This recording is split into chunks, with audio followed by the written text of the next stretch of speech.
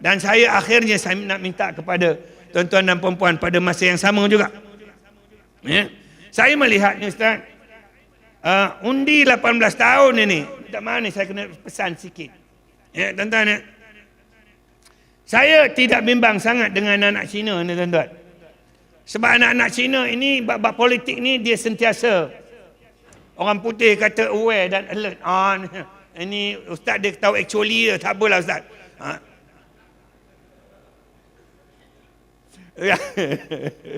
Saya nak sebut tuan-tuan apa tu ya.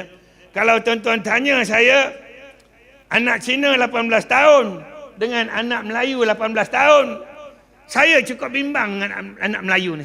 Minta maaf ni tuan-tuan ya. Tuan-tuan nak cari umur 18 tahun anak Cina menagih dadah tersangat sedikit. Tuan-tuan nak cari anak Cina 18 tahun merempit, tak ada. Kalau ada, Cina masuk Melayu dah.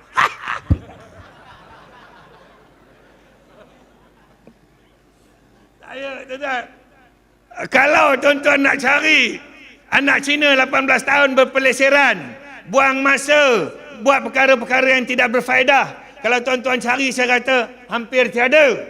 Saya nak bagi tahu, anak Cina belasan tahun, mereka berfikir, bercakap soal nak jadi kaya, soal nak cari duit lebih. Ini saya kena bagi tahu tuan-tuan.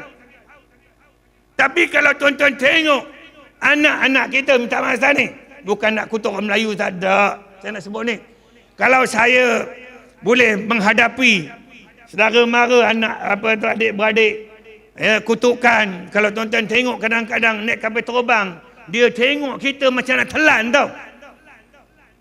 Ya, masuk dalam lift kadang-kadang kita pun rasa ngeri nak masuk tidak ni. Saya nak bagi tahu tuan-tuan, hidup macam ini.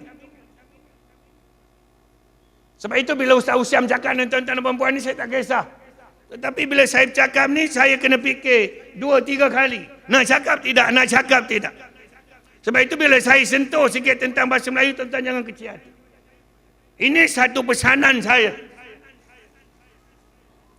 Saya tidak ada masalah nak bercakap soal bangsa saya, tuan-tuan.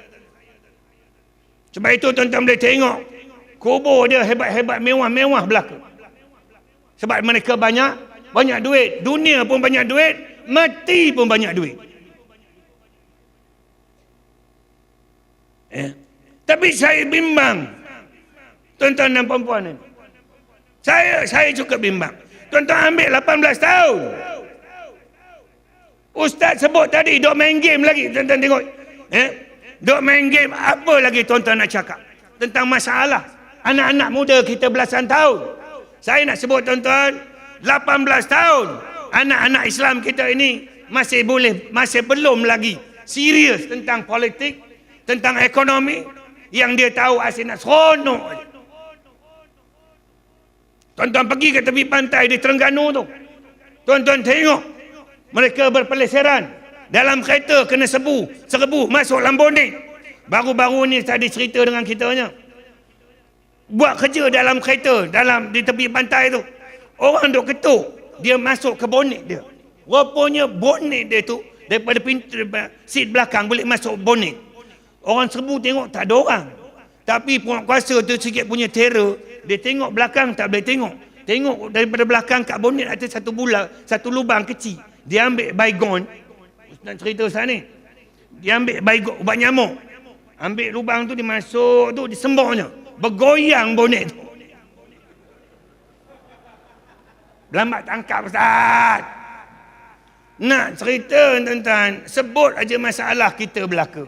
Saya bimbang tuan-tuan, selagi orang Melayu, umat Islam ini, dia tidak serius tentang kehidupan, walaupun sepatutnya, bila saya sebut perkara-perkara yang tak elok tadi, kitalah sepatutnya yang menjadi jago, orang yang paling kurang sekali buat benda-benda yang tak elok.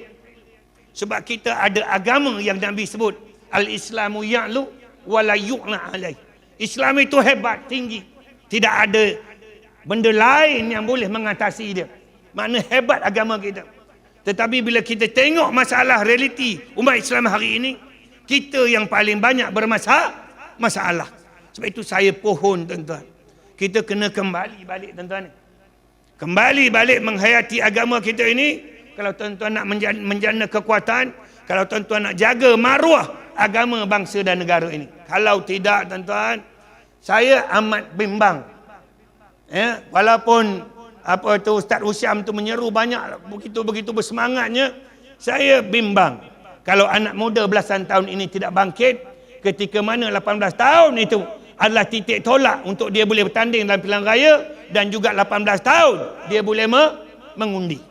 Saya mohon tuan-tuan, kita ada satu agama yang cantik, agama yang paling indah, sehingga saya berada bersama tuan-tuan ni.